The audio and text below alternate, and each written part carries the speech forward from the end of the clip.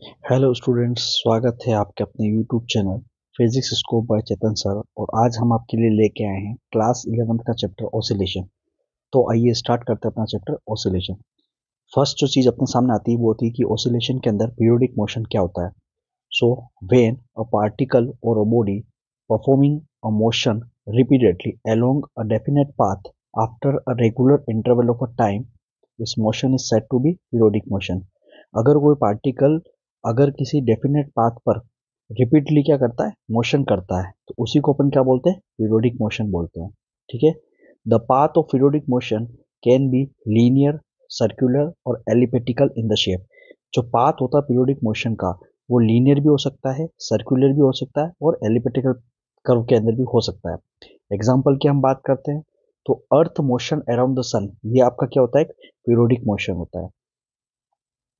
A body performing a uniform circular motion comes under the category of periodic motion। अगर कोई body uniform circular motion के अंदर है तो वो भी किसके अंदर, किस कैटेगरी में आएगी, आपके पीरियोडिक मोशन के अंदर कैटेगरी में आएगी। The fix time interval after which the motion is repeated is known as time period T of periodic motion. अगर हम फिक्स टाइम इंटरवल की बात करते हैं जिसके अंदर क्या होता है, मोशन क्या होता है, रिपीट होता रहता है, उसी को अपन क्या बोलते हैं, टाइम पीरियड बोलते हैं। नेक्स्ट की हम लोग बात करते हैं तो ऑसिलेटरी मोशन क्या होता है। The periodic motion of the body which is to and fro in nature about a fixed position. जो किसी फिक्स पोजीशन के आसपास क्या करती है, टू एंड फ्रो करती है, मतलब उसके आगे पीछे क्या करती है, मोशन करती है। उसी को अपन क्या बोलते हैं, वाइब्रेटिंग मोशन भी बोलते हैं और ऑसिलेटरी मोशन भी अपन उसे बोलते हैं। इसका सबसे बेस्ट एग्जांपल होता है सिंपल पेंडुलम। अगर आपने सिंपल पेंडुलम को देखा हो तो सिंपल पेंडुलम की हम बात करते हैं तो फिक्स पोजीशन होती है। उस फिक्स पोजीशन के ये क्या होता है, इस साइड भी मोशन करता है और ये क्या करता है, इस साइड भी क्या करता है, मोशन बोलता है। तो इस तरह के मोशन को हम लोग क्या बोलते हैं, ऑसिलेटरी मोशन इसे हम बोलते हैं।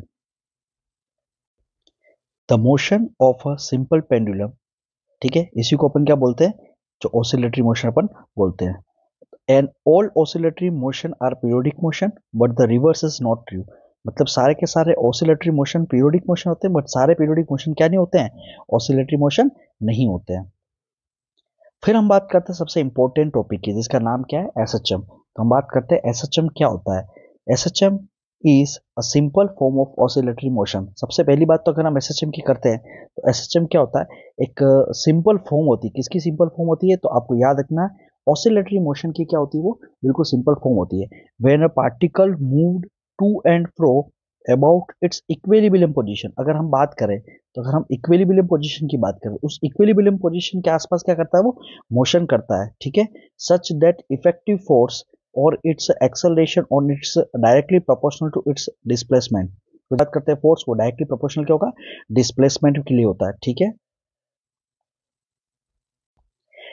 the equilibrium position and each point and is always directed towards the equilibrium position, then the moment of the particle is called SHM। उसी को हम क्या बोलते हैं, SHM बोलते हैं। तो हम अगर शॉर्ट फॉर्म में बात करें कि एसएचएम क्या होता है तो आपको बोलना है SHM is a simple form of oscillatory motion. SHM क्या होता है, सिंपल हार्मोनिक मोशन जो होता है वो सिंपल फॉर्म होती है किसकी, ऑसिलेटरी मोशन की होती है, जिसके अंदर कोई पार्टिकल क्या करता है, उसके इक्विलिब्रियम पोजीशन क्या करता है, आसपास क्या करता है, मूव करता है। ठीक है। अगर हम इसके एग्जाम्पल की बात करते हैं, उसका एग्जाम्पल क्या होता है, सिंपल पेंडुलम। तो सिंपल पेंडुलम किसका एग्जाम्पल होता है, तो ये आपका हो सकता है एसएचएम का एग्जाम्पल हम बात करते हैं तो क्या आएगा आपके पास में, सिंपल पेंडुलम होता है। ठीक है। तो ये दो तरह के एसएचएम होते हैं, एक आपके पास में होता है क्या, लीनियर एसएचएम, और दूसरा आपके पास में क्या होता है, एंगुलर एसएचएम। तो सबसे पहले हम बात करते हैं लीनियर सिंपल हार्मोनिक मोशन की। ठीक है कि लीनियर सिंपल हार्मोनिक मोशन क्या होता है। In a simple harmonic motion the restoring force is proportional to the displacement from of equilibrium. हम यह कह सकते हैं कि एफ जो होता है वो डायरेक्टली प्रोपोर्शनल किसके होता है, माइनस वाई के होता है। ठीक है। प्रोपोर्शनल हटेगा तो कांस्टेंट आएगा, तो कांस्टेंट यहाँ पर क्या आएगा, के। और इस के को क्या बोलते हैं आप, इसी के को हम क्या बोलते हैं, रीस्टोरिंग फोर्स कांस्टेंट। क्या बोला जाता है, रीस्टोरिंग फोर्स कांस्टेंट। अगर हम लोग बात करते हैं एफ की तो एफ यहाँ पर क्या बोलते हैं, रीस्टोरिंग फोर्स। के आपके पे क्या हो गया, रीस्टोरिंग फोर्स कांस्टेंट, और वाई यहाँ पर क्या हो गया, डिस्प्लेसमेंट हो गया।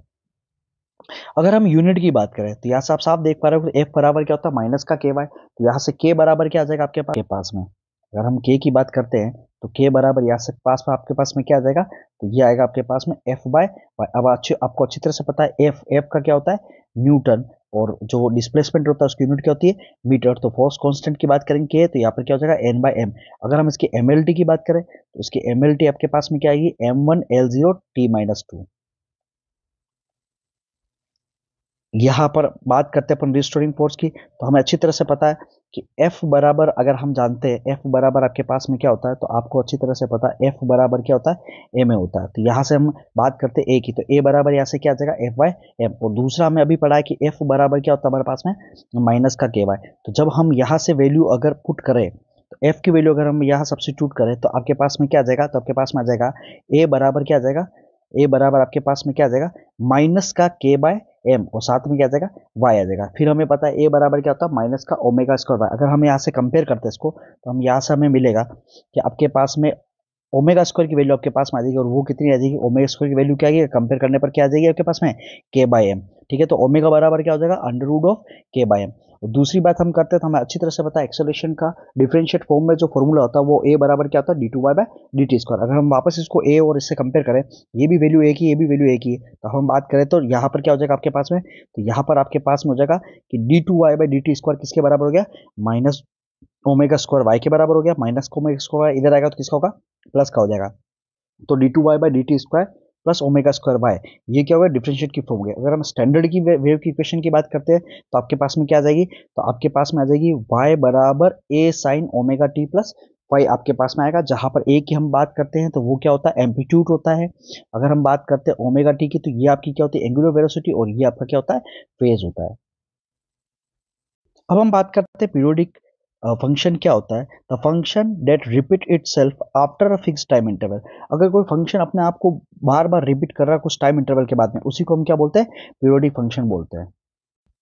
अब हम स्टार्ट करते हैं अपना इसका मेन टॉपिक, वेलोसिटी, डिस्प्लेसमेंट और एक्सेलरेशन ग्राफ। अगर हम एसएचएम की बात करते हैं, सिंपल हार्मोनिक मोशन के अंदर, तो हम ग्राफ ड्रॉ करेंगे वेलोसिटी, डिस्प्लेसमेंट और एक्सेलरेशन। तो सबसे पहले अपन स्टैंडर्ड इक्वेशन की बात करते हैं, तो हमको अच्छी तरह से पता है कि y बराबर आपके पास में क्या होता है, a साइन ओमेगा टी। जहां पर a आपके पास में क्या होता है, तो एम्पलीट्यूड होता है। ठीक है, ओमेगा आपको पता है, ओमेगा की वैल्यू आपके पास में क्या होती है, तो आपको अच्छी तरह से पता है ओमेगा बराबर आपके पास में क्या होता है, 2π/t। ठीक है, तो इस ओमेगा की जगह हमने क्या कर दिया, 2π/t पुट कर दिया। अब हमें क्या करना है, अगर हम इक्वेशन की बात करें तो हमारे पास में क्या आ गई, y बराबर a sign 2π/t into T. अब हमें यहाँ पे कुछ t की वैल्यू रखनी है, जहां पर t की वैल्यू की अगर हम बात करें तो क्या रख सकते हैं अपन, 0, t/4, t/2, 3t/4, t और 5t/4। एक एक करके हम यहाँ इस t की जगह हम क्या करेंगे, वैल्यू पुट करेंगे। तो सबसे पहले इस t की जगह अगर हम 0 पुट कर दें, ठीक है, जो t अगर 0 हो जाएगा तो 2π/t की वैल्यू भी क्या आ जाएगी, 0। तो साइन 0 की वैल्यू क्या होती है, 0। तो ये y डिस्प्लेसमेंट अगर आपके सामने क्या आ जाएगा, तो y डिस्प्लेसमेंट आपके सामने क्या आ जाएगा, 0 हो जाएगा। अगर हम इसी तरह से इस t की जगह क्या पुट करें, t/4, तो अगर हम पुट करते हैं t/4 तो हम क्या करते हैं,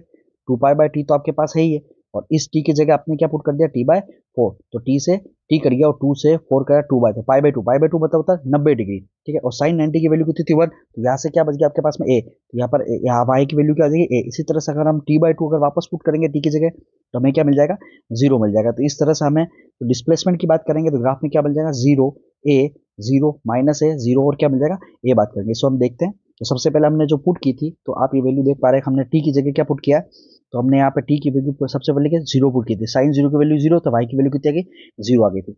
उसी तरह से हम लोग बात करते हैं, तो अगली बार हमने t की जगह क्या पुट किया, t/4। तो यहाँ हम देख पा रहे हैं, यहाँ पर हमने क्या किया, वैल्यू t की जगह क्या पुट की, t/4 से सोल्व किया, तो साइन की वैल्यू कितनी आई थी, पाई/2। तो पाई/2 मतलब होता है 90 डिग्री। तो y बराबर आपके पास में क्या आ गया था, a आ गया था। अगर हम नेक्स्ट की बात करते हैं, तो जब हमने t/2 पुट की तो कितनी आ गई थी हमारे पास, y की वैल्यू 0। तो इस तरह से जो हम देखते हैं, इसका ग्राफ जो बनेगा, वो इसका ग्राफ कुछ इस तरह से बनेगा। ये आप देख पा रहे हो इसका ग्राफ, ये ग्राफ आप देख पा रहे हैं। ठीक है, तो यहाँ पर हम बात करें तो ये वाला इसका क्या है, एम्पलीट्यूड की बात करते हैं, प्लस है, और ये वाला भी एम्पलीट्यूड क्या है, माइनस। सबसे पहले हमने देखा था कि साइन की वैल्यू कितनी आ रही थी, अगर 0 पर हम बात करते तो 0 आ रही थी। उसके बाद हम t/4 पे बात कर रहे थे तो कितनी आ रही थी, प्लस का a आ रही थी। फिर हम t/2 पे बात कर रहे थे तो क्या आ रही थी, 0 आ रही थी। फिर 3t/4 पे कितनी आ रही थी, माइनस, जो हम बात करते a आ रही थी, यहाँ पर कितनी आ रही थी, 0। इस तरह से ये क्या हुई हमारे पास में डिस्प्लेसमेंट का अगर हम बात करें तो ग्राफ आया। अब हम नेक्स्ट की बात करते हैं वेलोसिटी। तो वेलोसिटी के लिए हमें क्या करना होगा, हमें अच्छी तरह से पता है y बराबर क्या आता है, a साइन ओमेगा टी। तो सबसे पहले हमें क्या करना पड़ेगा, डिफरेंशिएट करना पड़ेगा।